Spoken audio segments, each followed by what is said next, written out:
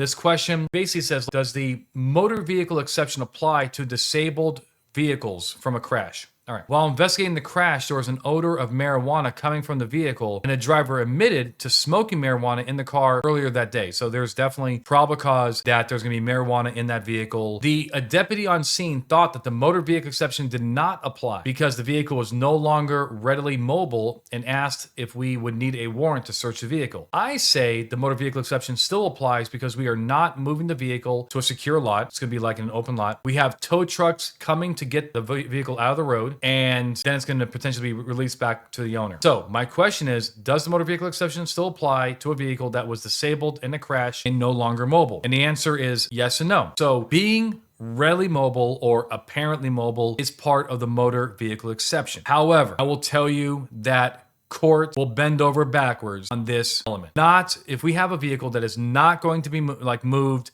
it's not going anywhere, and we know it also cannot be moved, then what I'm going to teach you is that to get a warrant for those cases. However, if you have a situation like this where the vehicle is going to be mobile soon, right? Because it's going to be hooked up on a tow truck, I would actually teach you that it still falls under the motor vehicle exception, because it's the same kind of logic, by the way, and we have plenty of cases on this where disabled vehicles are searchable under the motor vehicle exception. On the other hand, just remember, if you have probable cause for a vehicle that it cannot be moved, then you're probably done at that point, right? It's not going to be moved. It's going to stay there. You're going to grab your evidence and go. I would probably lean on the side of a warrant in that, all right? We don't want to misuse and abuse the coveted motor vehicle exception. One of my favorite exceptions.